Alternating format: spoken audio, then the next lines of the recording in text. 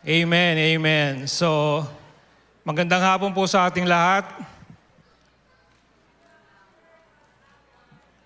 Mga lahat tayo gulong-gulo sa presentation ng ating mga anak. Amen. Amen. Okay. So, ngayong araw na ito po, ngayon ay tinalagang Life Group Sunday. Yan. Bukod sa preparasyon para sa pagdating ng Kapaskuhan, minabuti po ng ating mga pastor na ipaalala sa atin ang tungkol sa life groups. Sa totoo lang po, may dilema ako nung ako'y nananalangin, nagpe-prepare ng mensahe ngayong para sa araw na ito. Una, ang aking inisip na pamagat ng mensahe ngayon ay hindi ka nag-iisa. Pero sabi ko, baka magkaroon ng political, binago ko. Sabi ko, ano kaya? Hindi ka na dapat nag-iisa. Parang mahaba pa rin eh. So, kahulihan, nauwi ako sa bawal mag-isa. So, it's a good thing to always be reminded of the reasons why we are doing what we are doing. Di po ba? Minsan kasi, yung ating ginagawa, naka-autopilot na tayo eh. Even without thinking why we are doing what we are doing, wala na, habit na eh, di ba? Autopilot na. Minsan nga, pumunta ka doon sa kabilang kwarto, dahil gawin mo nang may gagawin ka doon, yun ang ginagawa mo instead of meron ka palang kukunin sa kwarto, di ba? Pagbalik mo sa labas, ay, kaya pala ako pumasok. So, kaya nga po ngayong hapon, minarapat ko na magkaroon tayo ng pagbabalik tanaw. Reason why we do life together, why we do life groups. Yan. So, ang talata po nating pagtutunan ng pansin ngayong hapon, ay makikita natin sa Genesis chapter 2, verse 18. Bago po tayo magpatuloy, manalangin muna tayo. Ama naming Diyos, maraming salamat po sa inyong biyaya na sapat-sapat sa aming lahat. Ikaw, O Diyos, ang may akda ng lahat at mayroong kang plano para sa bawat isang anak mo na nandito ngayon. Dalangin ko po, Ama, na bigyan mo kami ng puso at isipan na handang makinig, tumanggap ng nais mo naming tanggapin at maintindihan sa hapon na ito. Alam ko, Panginoon, na meron kang nakahandang magandang bagay. Kaya ngayon, Panginoon, ay hinihiling ko ang inyong tulong, presensya, banal na Espiritu, upang makuha namin ang dapat naming makuha ngayong araw na ito. Ito po ang aming dalangin, alang-alang lamang sa matamis na pangalan ng aming Panginoong Hesus. Amen. Amen. Okay, so ngayong hapon, sa Genesis 2:18 ang sabi, pagkatapos sinabi ng Panginoong Diyos, hindi mabuting mabuhay ang tao nang nag-iisa lang. Kaya igagawa ko siya ng kasama na tutulong sa kanya at nararapat sa kanya. Amen, amen. So, bago po ako magpatuloy, naalala ko lang yung kwento ng buhay namin. Noong meron pong panahon kasi sa buhay namin na yung bahay namin palaging binabaha. That was more than 10 years ago na yun, 2000, mga 7, yan. Noong pong mga panahon yun, meron kaming hanap buhay. So every morning, umaalis kami mag-asawa, pumunta kami sa tindahan namin. Noong time na yon, bagyo. Dahil tindahan nga, kinakailangang magbukas. Dati po kasi kami ay nag-ooperate ng kantin sa factory. So, siyempre, production, hindi pwedeng tumigil dahil may bagyo. So, kinakailangan kaming pumasok, gawa ng may kinakailangan kumain ng mga kawani ng factory. So, bagamat bagyong-bagyo na, talagang malakas na hangin, malakas na ulan, kinakailangan kaming umalis. Pero, yun nga, ang nangyari, nung kami wala, binaha yung bahay namin. Ang nandun lang, yung 3 bata, si Cox, si Biba, si Timmy. So, talagang mataas yung tubig. Tandaan nila team yan, nila Cox, na Sila'y kinakailangan lumipat doon sa kapitbahay. May second floor dahil talagang parang hanggang dibdib yung tubig nung time na yun. So si Cox. Anyway, so ang nangyari, edi nung pag-uwi namin ng hapon, talagang, kaya nga ang term namin ni before the flood, after the flood. Ibig sabihin, nung kami binata, talagang sira lahat ng gamit, lahat talaga ng ano. So nung time na yon, ang talagang una namin tinawagan, yung aming mga kapatiran sa iglesia, yung mga life group members namin, life group leader namin. So yung ang ginawa nila, talagang sila puntahan sa amin, linis, talagang lahat ng mga kailangan namin, tinulungan nila kami para kami makabangon. So gusto ko lang pong i-relate sa inyo na napakalaking bagay yung meron kayong mga kasama, kapatiran, na handang tumulong sa iyo sa oras ng iyong kagipitan. Amen po ba doon? Amen, amen. So, balikan po natin yung talata na binasa natin dito. Sinabi ng Panginoong Diyos, hindi mabuting mabuhay ang tao nang nag-iisa lang.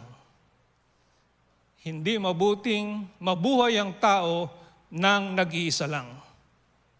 Hindi nilalang ng Diyos ang tao para mabuhay sa sarili niya at para sa sarili lang niya. Ulitin ko, hindi nilalang ng Diyos ang tao para mabuhay ng sarili at mabuhay sa sarili niya.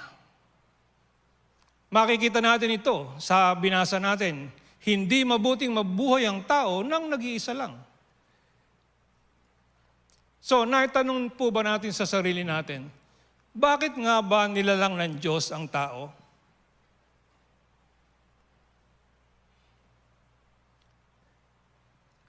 Ano nga ba ang dahilan? Bakit tayo ay nasa mundo? Naalala ko nung ako ay kolehiyo, nung ako ay nagsimula magtanong-tanong sa why am I here? Diba? What's the reason why am I here? Where am I going? Yan ang common tanong talaga pag ikaw ay nagsasaliksik ng katotohanan. Ano nga ba ang papel ko sa mundong ito? Ano ang aking role? At yan po ay aking nakita sa pamamagitan ng pagbabasa ng Biblia.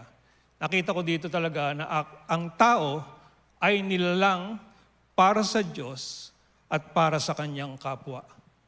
Hindi para sa kanyang sarili lamang. At yan po ang dahilan bakit meron tayong tinatawag na life groups. Ang katotohanan ito ay makikita natin sa pamamagitan ng tatlong mahalagang punto nais kong pagdiinan natin ngayong hapon. Tatlong punto. Ang tao ay nilalang para sa Diyos at para sa kanyang kapwa. Una, nilalang ng Diyos ang tao bunga ng kanyang kalikasan mismo. God, in His nature, created man. Dahil ang likas ng Diyos ay makipag-isa at makipag-ugnay, niloob niya na lumalang ng tao sa mundo. Makikita natin ito sa Genesis chapter 1 verse 26. Yan, sabi, pagkatapos sinabi ng Diyos, likhain natin ang tao. Opo, tayo ay sumasamba sa iisang Diyos lamang. Pero ang sinasamba nating iisang Diyos ay merong tatlong persona. Makikita natin yan, di ba? Likhain natin. Parang, sino ang kausap ng Diyos? Di ba isang Diyos lang? Ang ating pong Diyos ay isang komunidad. Kaya nga, Trinity. Walang sinabing Trinity word. Pero sa lahat ng pakikipag-ugnay ng Diyos sa tao, makikita natin na sila ay tatlo. May Ama, may Anak, at may Banal na Espiritu. Iisang Diyos, subalit binubuo ng tatlong persona. Sila ay nabubuhay para sa isa't isa. Ang Ama, Anak, ang Banal na Espiritu, they live for each other. They do not live for themselves. They defer one another. Hindi sila yung, ako ang magaling. Wala yung espiritu. Ako ang ama. Hindi po. Sila ay pantay-pantay. They are co-equal and they exist in community. They do not exist for themselves alone and they exist for one another. Because of that nature, hindi lamang po yan, ang Diyos ay pag-ibig. Alala ko yung atang, pagkat ang Diyos natin ay Diyos ng pag-ibig. Oh yes, Diyos ng pag-ibig, pero He is also love. At pag sinabi nating pag-ibig, ang ibig sabihin ng pag-ibig, wala kang ibang ninanais kundi ang kabutihan ng ibang tao. Pag sinabi mong mahal kita, ibig sabihin, gusto ko yung kabutihan mo. Tama po ba yon? Hello? Di po ba? Pag tayo ay nagmamahal, ang gusto natin, mapabuti yung minamahal natin. Kaya yung mga asawa, tatanungin nila, ano gusto mong ulam ngayong gabi? Di ba? Kung ano yung gusto niya. Because you love, nagmamahal ka. Ano ba ang ikabubuti mo? Yun ang gusto kong gawin. Dahil ang Diyos ay pag-ibig, ang nais niya ay ibahagi yung kanilang karanasan sa tao. Kaya sila, sa Genesis 1:26, ang sabi, likhain natin ang tao ayon sa ating image and likeness. Community exists in the Godhead themselves. Kaya nga po, likas ng Diyos ang magbigay. Ang ating Diyos, hindi siya tulad ng ibang Diyos-Diyosan.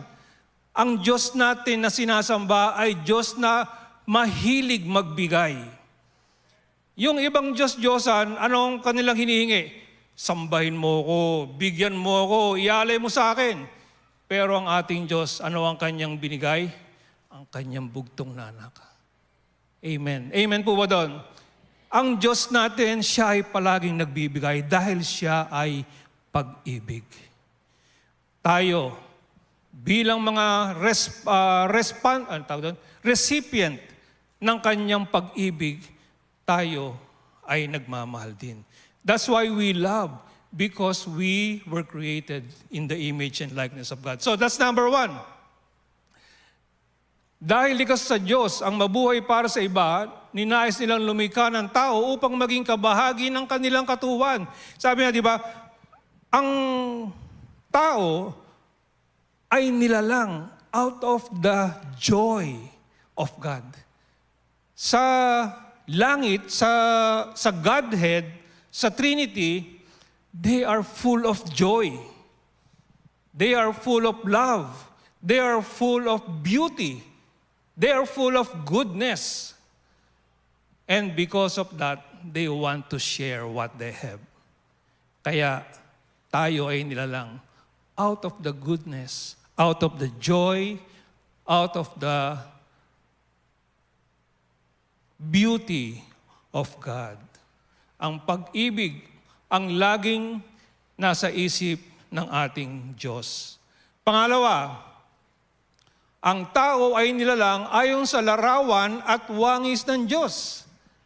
Balik tayo sa Genesis 1:26-27. Ang sabi sa atin dito, likhain natin ang tao ayon sa ating wangis.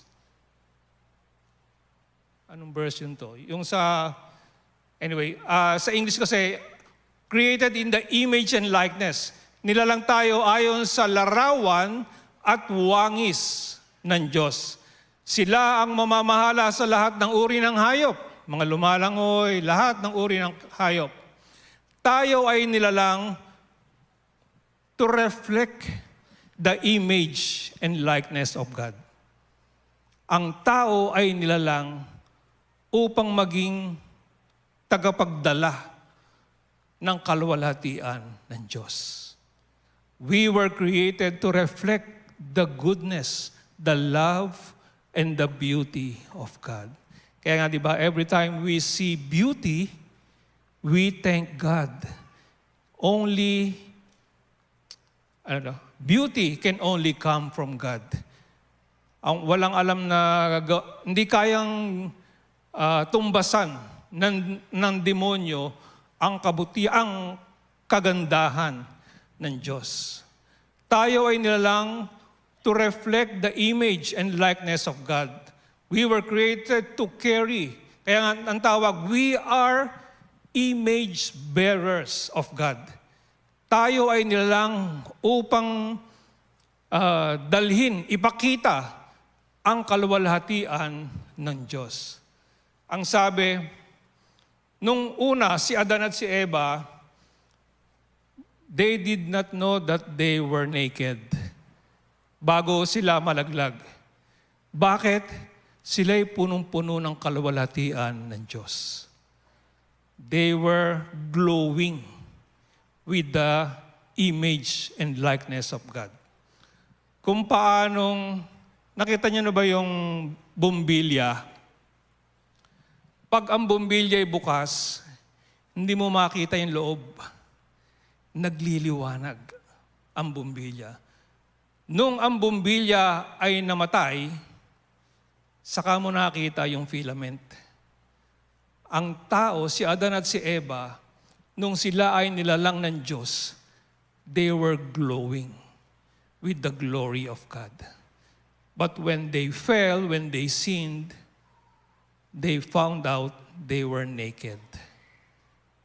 Why? Nawala yung buhay ng Diyos. Nawala yung liwanag, yung kaluwalhatian ng Diyos. Dahil sa kanilang pagsuway, hindi na sila nabubuhay na nagsasalamin ng tunay na kalikasan ng Diyos. Nawala na yung liwanag. Kaya nga ang sabi sa atin sa Roma, hindi ko na ibigay yung verse kanina, Roma 1:21 to 23, at kahit alam nilang may Diyos, yan, amen, hindi nila siya pinarangalan o pinasalamatan man lang. Sa halip, ibinaling nila ang kanilang pag-iisip sa mga bagay na walang kabuluhan. Kaya napuno ng kadiliman ang mga hangal nilang pag-iisip.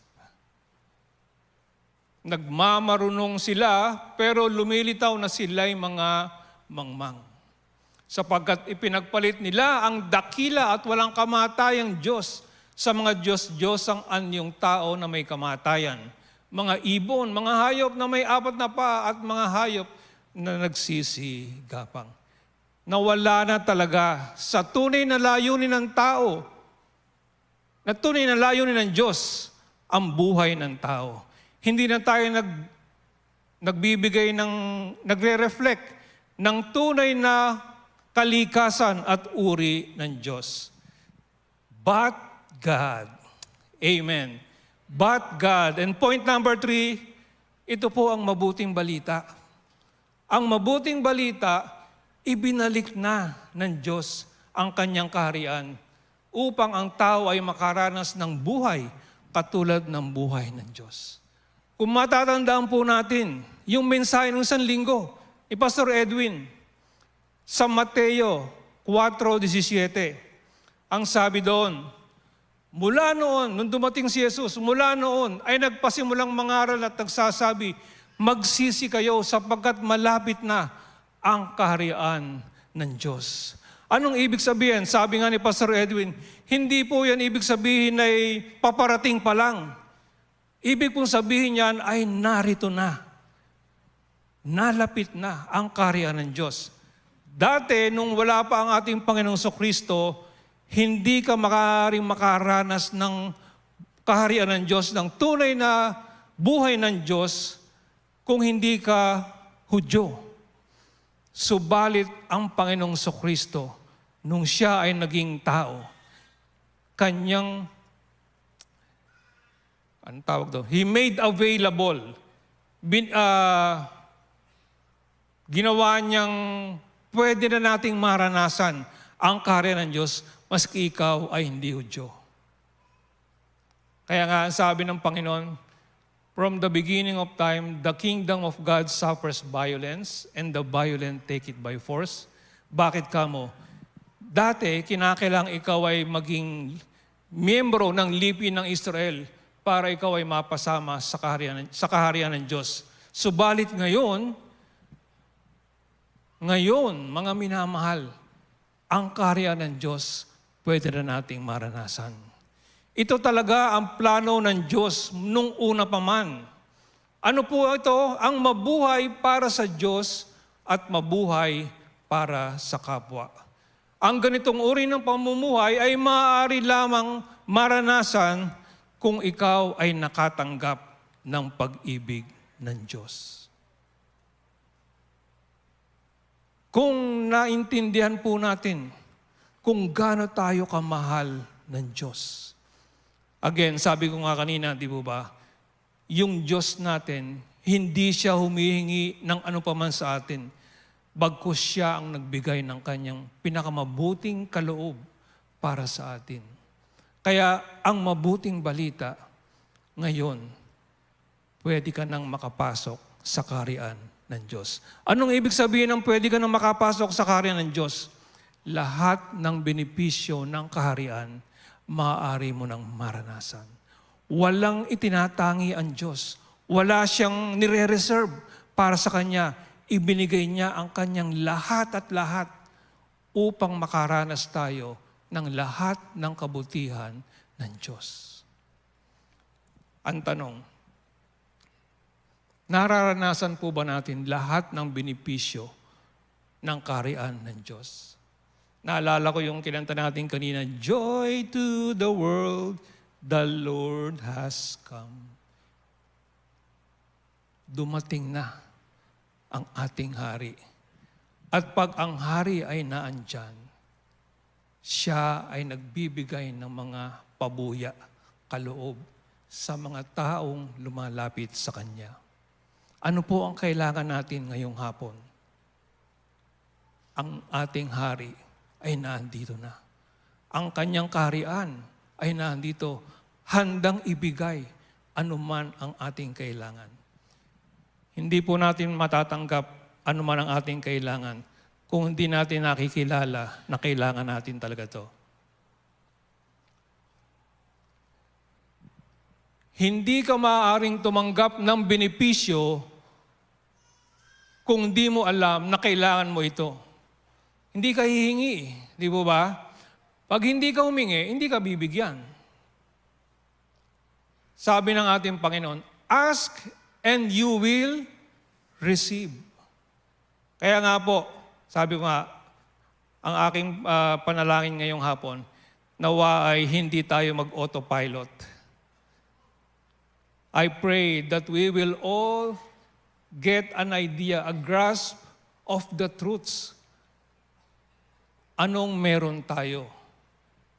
Ang ating Diyos handang magbigay ng mga pabuya at benepisyo sa mga taong lumalapit sa Kanya. Ang sabi ng Biblia, lahat ng lumalapit sa Diyos ay hindi mapapahiya. Kaya kung sa tingin natin, hindi natin kailangan, hindi tayo tatanggap. Nais ng ating Panginoon na kilalanin natin na tayo ay may pangangailangan. Then and only then will we come to Him and receive everything that God wants us to give. Kailangan nating matutunan na mabuhay hindi para sa sarili lamang. Sabi nga, likas sa tao ang mabuhay para sa sarili lamang. By nature, ang tao, we exist for ourselves alone. Subalit may paanyaya ang ating Panginoon. Ang sabi niya sa Marcos 8:34 at 36. Pagkatapos, tinawag niya ang mga tao, pati na ang mga tagasunod niya at pinalapit sa Kanya. Sinabi niya sa kanila, ang sino mang gustong sumunod sa akin ay hindi dapat unahin ang sarili. Dapat ay handa niyang harapin kahit ang kamatayan alang-alang sa pagsunod sa akin. If anyone wishes to follow me, he must deny himself, take up his cross, and follow me. sundin yung kanyang mga iniuutos. Talikuran natin ang ating sarili at pasarin natin ang ating krus. Marami mga pamamaraan upang lumago at masanay sa ating pamumuhay Kristiyano. Nandyan yung pagbabasa ng Biblia, pag-aaral ng salita ng Biblia ng Diyos, nandyan ang pananalangin, nariyan ang pagkakaloob, pag-aayuno, meditation at marami pang iba. Pero ngayong hapon, meron pa po akong gustong idagdag dito. Ano po yan? Ang mabuhay kasama ang kapwa mananampalataya sa ating Panginoong Jesucristo. Ano po yung ibig sabihin nun? Iukol natin ang ating buhay para sa iba. Fellowship. Ibig kong sabihin, hindi lamang sa dumadalo tayo sa pagtitipon tuwing linggo, kundi maging kabahagi tayo, ma-involve tayo sa buhay ng kapwa mananampalataya natin. Alalahanin natin na bilang tagasunod ni Kristo, tayo ay dapat nabubuhay hindi lamang para sa ating sarili, kundi para sa Diyos at para sa kapwa natin. Maaari nagtatanong kayo sa inyong sarili, Pastor, bakit mo binabanggit ang mga ito? Salamat naman at naitanong ninyo. Ang totoo po niyan, marami pa po sa ating mga dumadalo sa pagtitipon. Tuwing linggo, ang hindi pa nakakaranas talaga ng katuwaan na maging kabahagi sa buhay ng ibang mananampalataya. Maliit na porsyento pa lang ng ating mga dumadalo ang may life group. There is more. There is more that God has prepared for us. Yes, sabi nga ni Pastor Paul, we are grateful, we are thankful to the Lord that you are here, that you are attending our 3 p.m. service. But I would like to encourage every one of us here, there is more. There is more. Merong ibang katuwaan na mararanasan natin at benepisyo na mararanasan natin kung tayo ay merong ka-life group. Tulad ng binanggit ko sa inyo kanina, yung kwento namin nung kami ay binaha, kung wala yung life group namin, iba ang magiging karanasan namin. Hindi katulad nung naranasan namin nung kami ay tinulungan ng aming mga life group members. Sabihin ko sa inyo, may ibang katuwaan na mararanasan kapag ikaw ay may life group. And we don't want you to miss out on God's best for us. Sabi nga, ibinigay ng Diyos lahat-lahat para maranasan natin ang lahat-lahat ng kanyang kabutihan. Ayaw ng Diyos na 99% lang ng kanyang benepisyo ang maranasan natin. God wants us to experience it all. And that's our prayer, that's our desire, that all of us, lahat ng dumadalo sa New Life, ay makaranas ng fullness, ng benefit ng kanyang kaharian.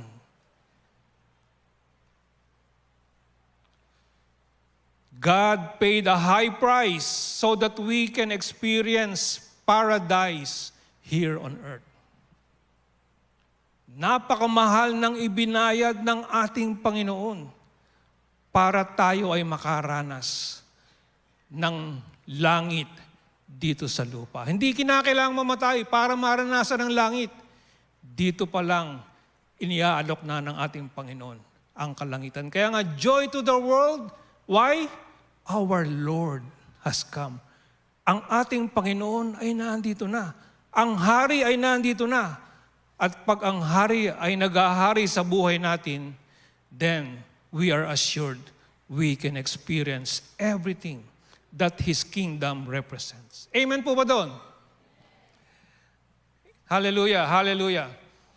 So, I always say this, bakit tatagalogin ko bakit ang langit tinawag na paraiso? Yan. Bakit paraiso ang langit? Sasagutin ko na rin. Ang paraiso ay isang lugar na ang samahan ay dalisay. Heaven is paradise because it is a place of unbroken relationships. It's a place where relationships are experiencing God's fullness. Kaya nga po, di ba, no matter how successful we are in our work, in our business, pero pag ang asawa mo galit sa'yo, pag uwi mo, hindi langit. Di po ba? Bakit? Ang ating Diyos ay Diyos ng relationship. God is a relational God. Tulad nung aking inilatag kanina sa atin, ang kanyang nature ay relationship. And His expression is relationship. God is a God of relationships. And God's desire is that yung kanyang pamilya, yung kanyang mga children, yung kanyang mga anak, ay makaranas ng tunay na relasyon na nagmumula sa kanyang pagmamahal sa bawat isa sa atin. Kaya nga, ang pag-ibig, ang pinaka-basis, why we are doing what we are doing.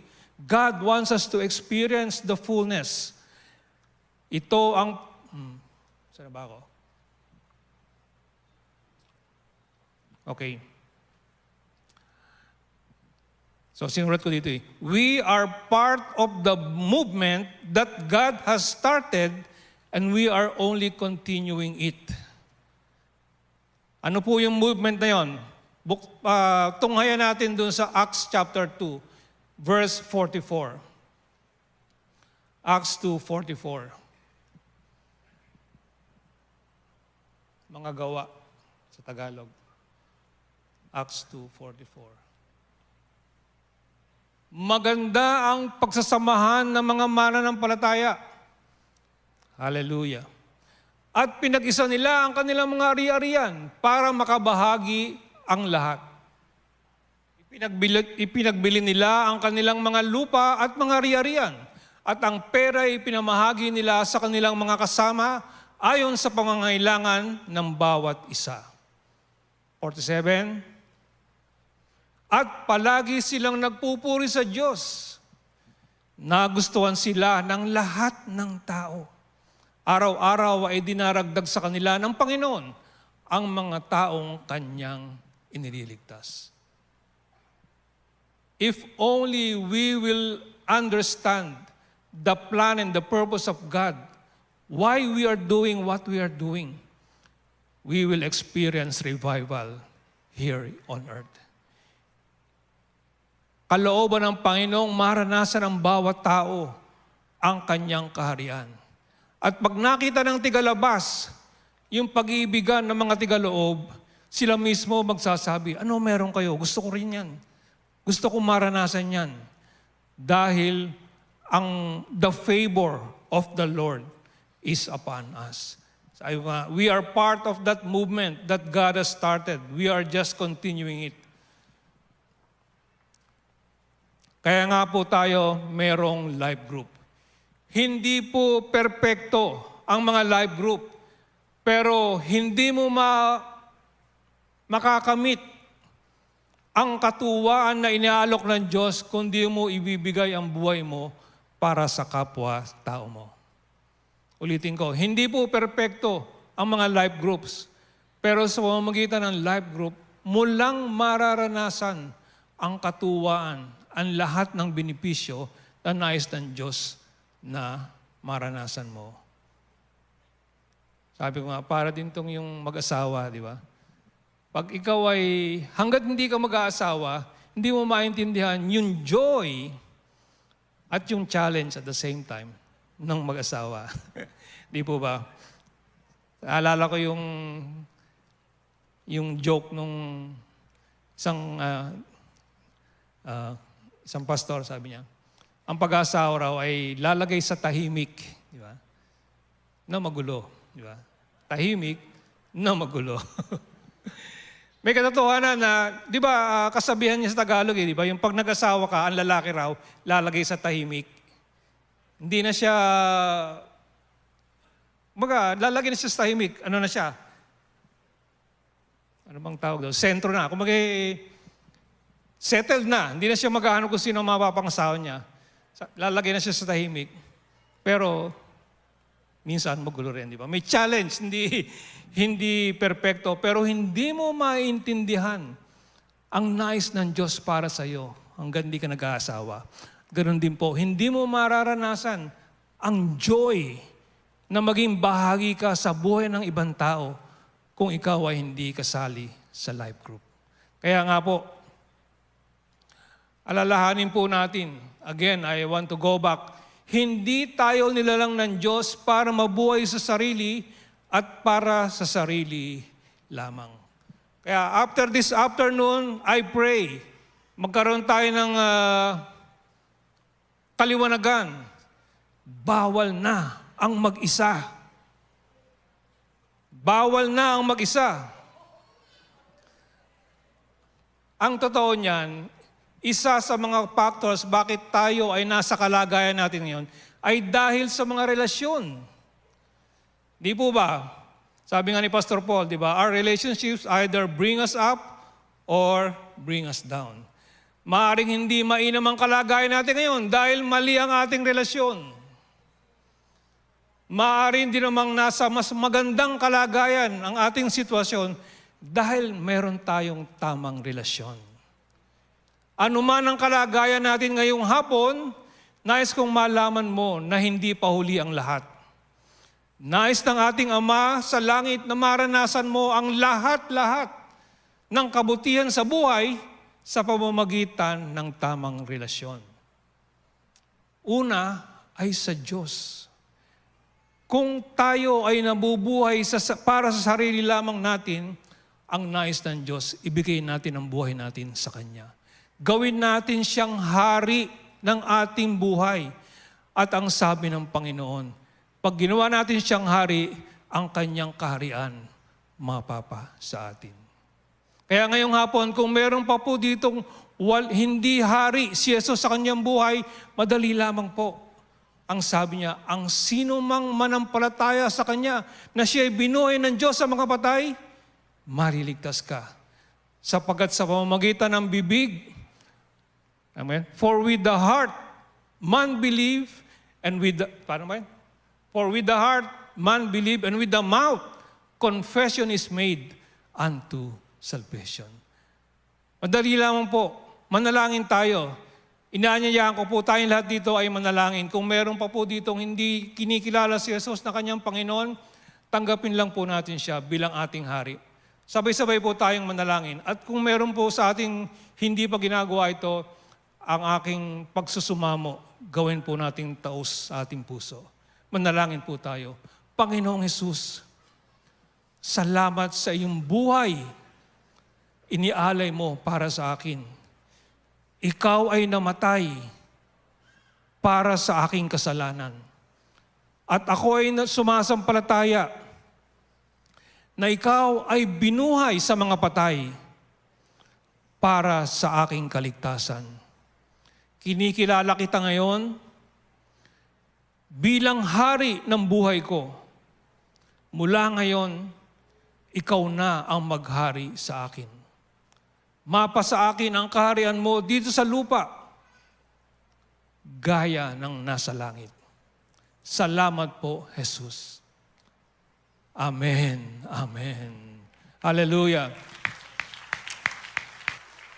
Pinapangako po ng Biblia, ang lahat ng sa Kanya'y tumanggap, pinagkakalooban niya ng karapatang maging anak ng Diyos. Kaya nga po, kami ay naniniwala na lahat ng tumanggap kay Jesus ay anak ng Diyos. Tamang relasyon, una sa Diyos, pangalawa sa kapwa mananampalataya at sa pamamagitan ng life group. Bilang patotoo, nais ko pong sabihin sa inyo na where I am right now, where we are right now, is because of the life groups that we have here in New Life. Kaya po, nais namin talagang maranasan din ninyo yung joy, yung beauty, yung kasarapan, kagandahan ng ikaw ay merong kapatiran, may life group ka. Masasabi kong hindi ko magagawa ang mga ginagawa ko ngayon kundi ako naging bahagi ng life group. Kaya po, I admonish each and every one of us here, please join a life group. And in closing, I would like to read Romans chapter 12, verses 1. Kaya nga mga kapatid, nakikiusap ako sa inyo alang-alang sa maraming pagkakataong kinaawaan tayo ng Diyos. Ibigay ninyo sa Kanya ang inyong mga sarili bilang mga handog na buhay, banal at kalugod-lugod sa Kanya. Ito ang tunay na pagsamba sa Kanya. Huwag ninyong tularan ang mga pag-uugali ng mga tao sa mundong ito. Hayaan ninyong baguhin kayo ng Diyos sa pamamagitan ng pagbabago ng inyong mga isip para malaman ninyo ang kalooban ng Diyos kung ano ang mabuti, ganap, at kalugod-lugod sa Kanyang paningin. Baguhin na natin ang ating mga inaakala. Ang sabi nga ng ating Panginoon, repent, di po ba? Ano ba sa Tagalog ng repent? Hindi lang po magsisi ng mga kasalanan, kundi baguhin na natin yung akala natin. Akala natin ganun, pero hindi pala. Repent. Baguhin na natin ang ating mga inaakala. Maaari mo makamit lahat ng benepisyo ng kaharian ng Diyos. Huwag ka nang mabuhay para sa sarili lamang, kundi mabuhay para sa Diyos at para sa kapwa. Join a life group. Mula ngayon, bawal ka nang mag-isa. Hindi po nais ng Diyos na ikaw ay mag-isa. Amen po ba doon?